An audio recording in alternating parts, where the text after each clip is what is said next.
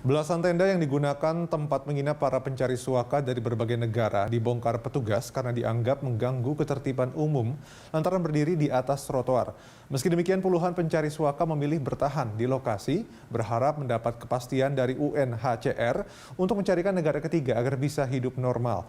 Dan untuk mengetahui kondisi terkini ada Laurentius Lintang dan juru kamera Berki Marindo dan David Sibarani dari kawasan gedung UNHCR Kebon Sirih, Jakarta Pusat. Ya, Loren, seperti apa kondisi tenda pengungsi pasca penertiban?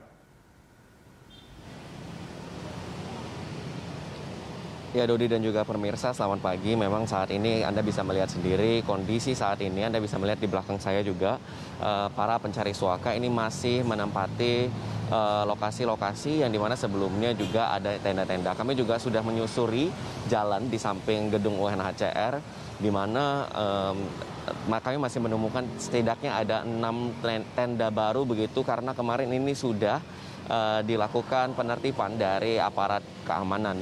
Kami juga tadi sempat berbincang-bincang dengan warga sekitar, di mana kami bertanya bagaimana proses dari penertiban, apakah proses ini memang sudah dilakukan.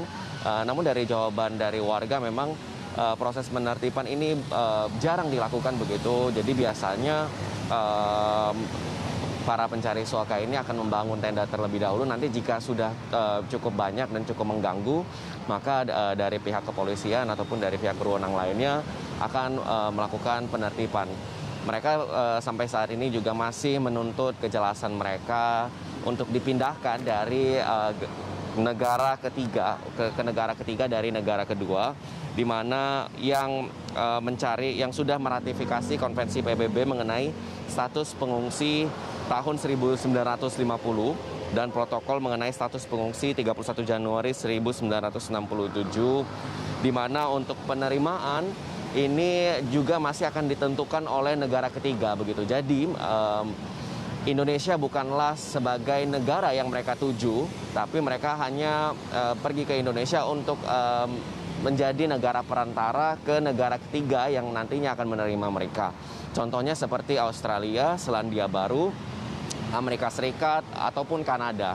Namun untuk kejelasan dan kepastian apakah mereka ini dapat diterima di negara ketiga tersebut ini berasal dari masing-masing negara ketiga yang nantinya akan menerima mereka. Dan inilah yang merupakan proses yang cukup panjang dan cukup sulit, karena kejelasan maupun dari penerimaan ini langsung dari negara ketiga. Kembali ke Anda, Dodi. Loren, tadi Anda menyebutkan juga bahwa sudah mulai berdiri tenda-tenda baru, dan kemudian tadi saya lihat dari gambar yang Anda kirimkan, itu banyak sekali kemudian pengungsi yang justru tiduran begitu ya di jalan tanpa tenda sama sekali, hanya beralaskan ya mungkin tikar atau dan sebagainya begitu ya. Apakah memang tidak ada petugas yang berjaga di sana atau seperti apa, Loren? Ya, dari pantauan kami saat ini memang tidak ada petugas yang menjaga di sini. Kami juga tadi sempat berbincang-bincang juga dengan warga di sini.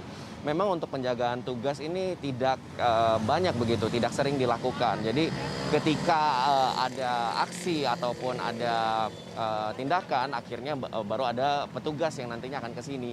Namun untuk saat ini Anda juga bisa melihat sendiri, di belakang juga tidak ada petugas.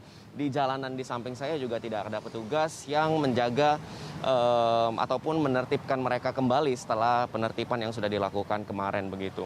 Dan kami juga sempat berbincang-bincang dengan warga kembali untuk menanyakan kondisi mereka dan tanggapan mereka. Cukup terbagi dua opini dari para warga di sekitar sini. Ada yang merasa bahwa mereka kasihan terhadap para pencari suaka dan mereka iba terhadap para pencari suaka tersebut.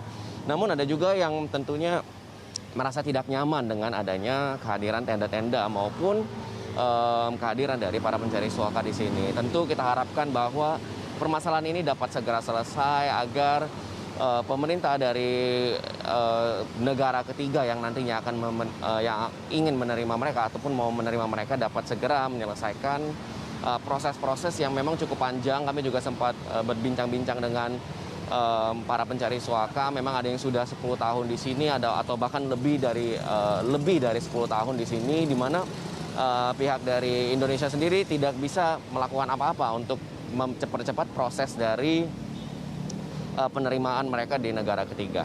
Kembali ke Anda, Dodi. Informasinya Laurentius Lintang dan juru kamera Berki Marindo dan David Siberani dari kawasan Gedung UNHCR Kebon Sirih, Jakarta Pusat.